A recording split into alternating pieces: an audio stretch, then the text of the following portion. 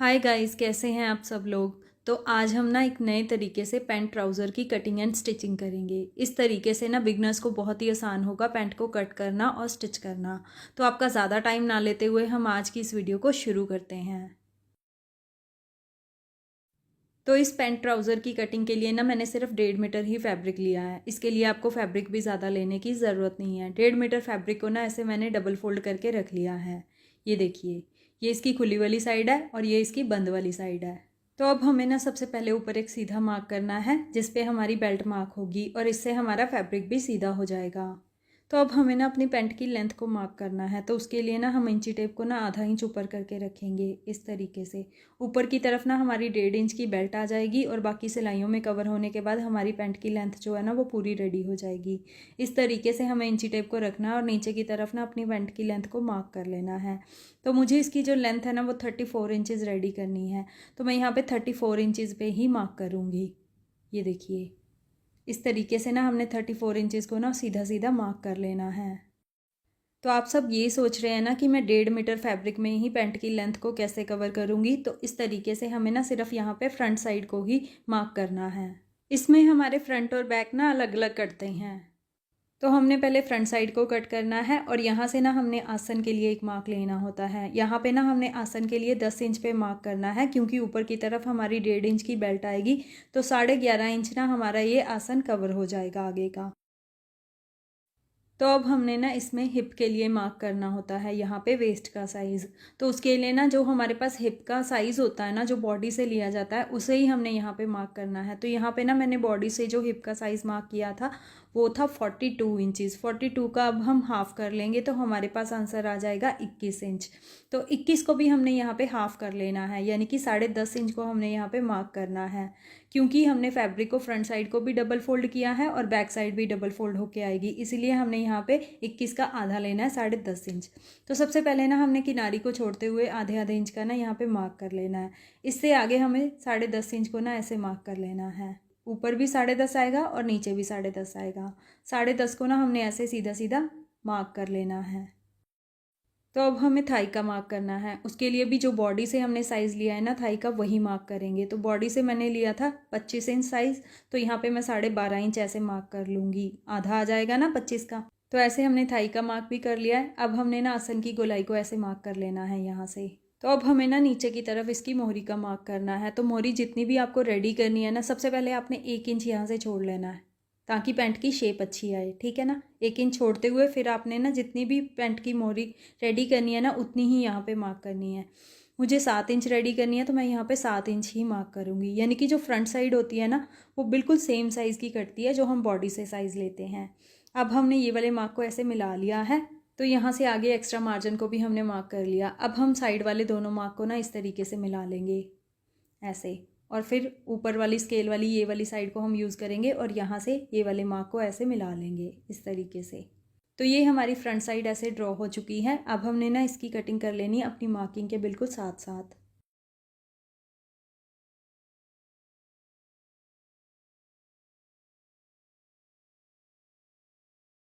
तो ऐसे हमने अपनी फ्रंट साइड को कट कर लिया है। अब हमने ना बाकी बचे हुए फैब्रिक को ना ऐसे घुमा के रखना है इस तरीके से, ऐसे रखेंगे। अब ना हम इसकी बंद वाली साइड अपनी तरफ रखेंगे ऐसे, और इसके ऊपर ना फ्रंट साइड को ऐसे सेट करके रख लेंगे। ऊपर की तरफ ना हमें 5 इंच छोड़ते हुए रखना है फ्रंट साइड को ऐसे नीचे की तरफ, क्योंकि ऊपर ना हमारा 5 इंच का इलास्टिक का मार्जिन होगा। 5 इंच आपने छोड़ के ना इस तरीके से फ्रंट साइड को सेट करके रख लेना है। ये देखिए,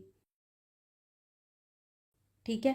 अब हमें बैक वाली साइड की मार्किंग करनी है। यहाँ से भी आपका इतना होना ही चाहिए ज़्यादा, 2 इंच का। तो बैक पार्ट के लिए ना हमें मार्जिन थोड़ा ज़्यादा चाहिए होता है। अब हमने क्या करना है, सबसे पहले ना ये वाले ऊपर वाले इलास्टिक वाले मार्जिन को मार्क करेंगे। तो यहाँ से ना हमने 3 इंच ज़्यादा लेना है। साइड से सिर्फ 3 इंच आपने इस तरीके से मार्क कर लेना है और यहाँ से 5 इंच ऐसे। अब हमने क्या करना है, यहाँ से ये जो थाई वाला मार्क है ना इसे ऊपर तक ऐसे ले जाना है। ये बैक साइड का एक्स्ट्रा मार्जिन हो जाएगा, जो सिलाइयों में दबेगा ना वो हमारा यहाँ से कवर हो जाएगा। ये जो हम एक्स्ट्रा मार्जिन ले रहे हैं इसमें 2-2 इंच का। अब हमने ना साइड वाले 3 इंच वाले मार्क को ऊपर ये वाले मार्क से ऐसे मिला लेना है। तो ये हमारे पास इलास्टिक का मार्जिन भी मार्क हो गया है, ठीक है। तो अब हमने ना यही थाई वाले मार्क को ही सीधा मार्क कर लेना है ऐसे। और यहाँ से भी बैक साइड के लिए भी ना यहाँ से 2 इंच ज़्यादा हमने ऐसे मार्क कर लेना है थाई का। और यहाँ से ऐसे इस आसन की गोलाई को भी मार्क कर लेंगे सेम ही। और यहाँ से 1.5 इंच का एक्स्ट्रा मार्जिन भी ऐसे मार्क कर लेंगे। अब हमने ना यहाँ से 1.5 इंच ज़्यादा लेना है जो सिलाइयों में हमारा दबेगा। ये 1.5 इंच ना हमने इस तरीके से ऐसे मार्क करना है। और सिलाइयों में दबने के बाद ना हमारी पैंट की मोहरी बिल्कुल उतनी ही रेडी हो जाएगी जितनी हमें चाहिए। तो 1.5 इंच हमने यहाँ से ऐसे ले लिया। अब हमने ना ये नीचे मोहरी वाले मार्क को ना ऊपर थाई वाले मार्क से मिला लेना है और यही वाले स्केल के साथ ऐसे ही। और एक्स्ट्रा मार्जिन को भी हमने यहाँ से ऐसे ही मार्क कर लेना है, बिल्कुल सेम फ्रंट साइड के जैसे ही। और साइड से बिल्कुल सेम ही आती है, साइड से कोई भी मार्किंग नहीं होती हमारी। अब हमने ना इसे अपनी मार्किंग के साथ साथ कट कर लेना है। फ्रंट साइड को हटाएंगे नहीं क्योंकि साइड से बिल्कुल हमें इसी के बराबर अपनी पैंट को कट करना है ऐसे।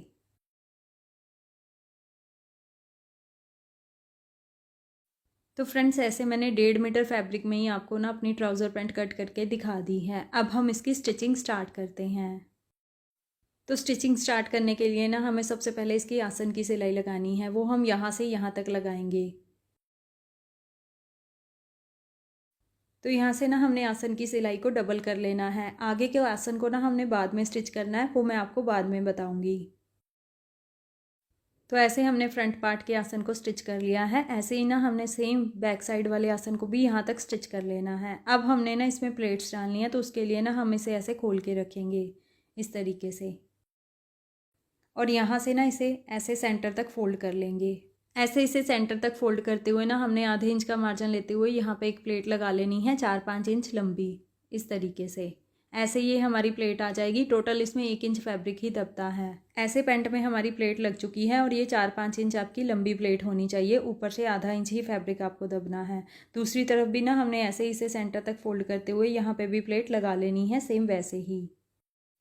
तो ऐसे हमने दोनों तरफ इसमें प्लेट्स लगा ली हैं और प्लेट्स लगा के ना हमने इसे अपने वेस्ट के अकॉर्डिंग रेडी कर लिया है। अब हमें ना इसमें बेल्ट रेडी करनी है। तो जितनी हमारा ये फ्रंट पार्ट रेडी हुआ है ना उतनी लंबी हमें अपनी ना बेल्ट कट कर लेनी है बुकरम की।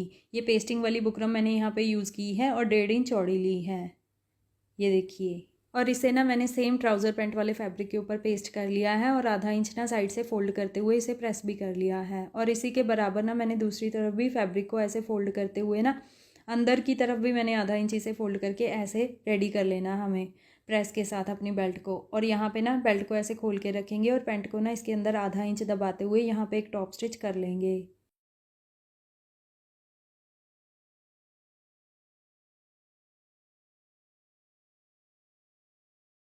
तो ऐसे बेल्ट भी हमारी स्टिच हो चुकी है और पीछे से भी देखिए कितनी अच्छी फिनिशिंग आई है इसमें। और ये फ्रंट पार्ट ना हमारा ऐसे पूरी तरह से रेडी है। अब हमने ना बैक साइड को आसन को स्टिच कर लेना है।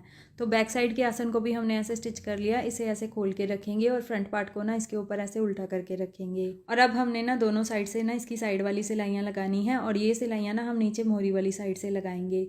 ये बैक पार्ट है हमारा सीधा करके और फ्रंट पार्ट को इसके ऊपर ऐसे उल्टा करके यहाँ पे आधे इंच का मार्जिन लेते हुए सीधी सीधी सिलाई ऊपर तक लगा लेंगे।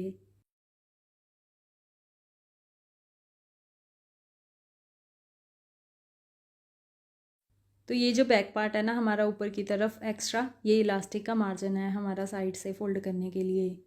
दोनों साइड से ना हमने साइड की सिलाइयाँ लगा ली हैं। अब हमने ना इसकी मोहरी वाली साइड को रेडी करना है। तो इसमें ना हमें एक कट भी डालना है, तो उसके लिए ना हम अलग से इसमें फोल्डिंग का मार्जिन लगाएंगे। तो इसकी मोहरी को रेडी करने के लिए ना मैंने सेम ट्राउज़र पैंट वाला ही फैब्रिक कट किया है। ये फैब्रिक 3 इंच चौड़ा लिया है और लंबाई में उतना ही है जितनी हमारी ट्राउज़र पैंट की मोहरी है। और इसकी उल्टी साइड पे ऐसे हमने पेपर पेस्टिंग भी लगा ली है और आधे इंच पे ना नीचे की तरफ सीधा सीधा मार्क भी कर लिया है।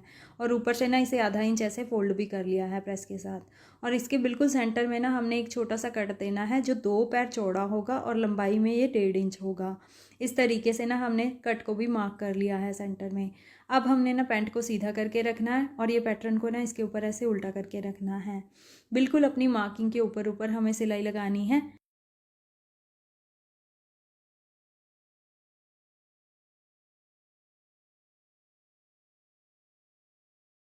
तो ऐसे हमने अपनी मार्किंग के ऊपर ऊपर सिलाई लगा ली है। अब हमने इस कट के बीच में से ना ऐसे कट लगा लेना है इस तरीके से। और इसके कोने कोने पे भी ना एक छोटा छोटा कट ऐसे लगा लेंगे। और बस अब हमें इसे पलट लेना है, इसकी किनारी को बाहर की तरफ निकालते हुए किसी भी पिन की मदद से। तो ऐसे हमने इसे पलट लिया है और इसके कोने भी बाहर की तरफ निकाल लिए हैं। अब हमने क्या करना है, यहाँ पे ना किनारे की एक सिलाई लगा लेनी है।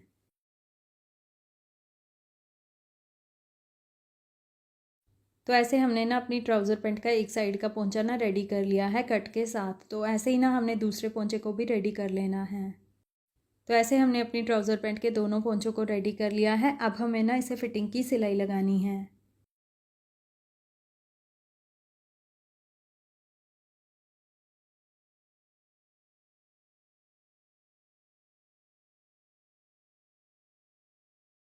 तो एक तरफ से हमने फिटिंग की सिलाई लगा ली है। अब हमने दूसरी तरफ से भी ऐसे ही फिटिंग की सिलाई लगानी है, नीचे मोहरी वाली साइड से ही। तो दोनों तरफ से फिटिंग की सिलाई लगने के बाद ना ये कुछ ऐसे आ जाएगा। अब हमने बचे हुए आसन को स्टिच करना है। तो उसके लिए ना हम आसन को ऐसे करके पकड़ेंगे और ये जो मार्जिन है ना हमारे पास एक्स्ट्रा, इसे इस तरफ ऐसे फोल्ड कर लेंगे और दूसरी तरफ वाले मार्जिन को ना इसके अपोजिट साइड ऐसे फोल्ड कर लेंगे। और यहाँ पे ना हमने आसन वाली ये वाली सिलाई को ना इस वाली सिलाई से मिला लेना है। तो आसन की सिलाई भी हमारी लग चुकी है। अब हमने बस इसमें इलास्टिक ही डालना है बैक वाली साइड में। तो उसके लिए ना हमने बैक वाली साइड को ना आधा इंच ऐसे फोल्ड करके ना ऊपर की तरफ एक रफ स्टिच कर लेनी है।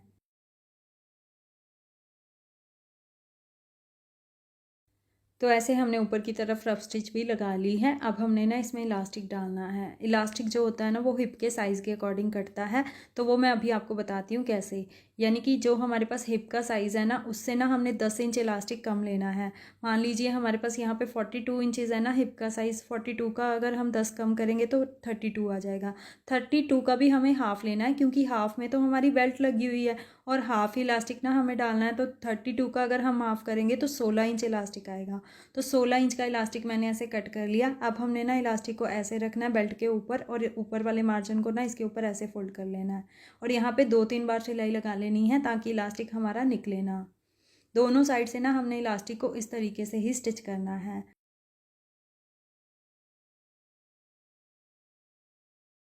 तो दोनों तरफ से हमने इलास्टिक को ऐसे स्टिच कर लिया है। अब हमने ना ऊपर वाले मार्जिन को इलास्टिक के ऊपर ऐसे फोल्ड करते हुए यहाँ पे एक किनारे की सिलाई भी लगा लेनी है।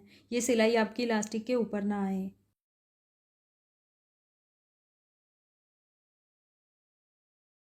तो ऐसे हमने ना नेफे को फोल्ड करते हुए भी सिलाई लगा ली है। अब हमने ना इलास्टिक को अच्छे से स्ट्रेच कर लेना है इस तरीके से, ताकि इलास्टिक अपनी जगह ले ले। और इलास्टिक के ना बिल्कुल सेंटर में हमें सिलाई लगानी है, पैंट और इलास्टिक को ना एक साथ पकड़ के खींचते हुए ऐसे। तो ये देखिए ऐसे हमने इसमें इलास्टिक भी डाल लिया है और हमारी ये ट्राउज़र पैंट ना पूरी तरह से बन के तैयार हो गई है। और इसके पोंचे में मैंने जो कट दिया था ना उसमें मैंने ऐसे ये पर्ल भी स्टिच कर लिए हैं और कितना खूबसूरत हमारा ये ट्राउज़र पैंट की मोरी का डिज़ाइन भी रेडी हो गया है। और फिनिशिंग भी देखिए कितनी अच्छी आई है। और इस तरीके से ना बिगनर्स भी कितनी आसानी से अपनी आगे बेल्ट और पीछे इलास्टिक वाली पैंट तैयार कर सकते हैं सिर्फ 1.5 मीटर फैब्रिक में ही। तो अगर आपको मेरा ये कटिंग एंड स्टिचिंग का तरीका अच्छा लगा हो तो वीडियो को लाइक और शेयर ज़रूर कीजिए और मेरे फेसबुक पेज को फॉलो भी ज़रूर कीजिए। तो चलिए नेक्स्ट किसी और वीडियो में मिलते हैं। Till then bye bye.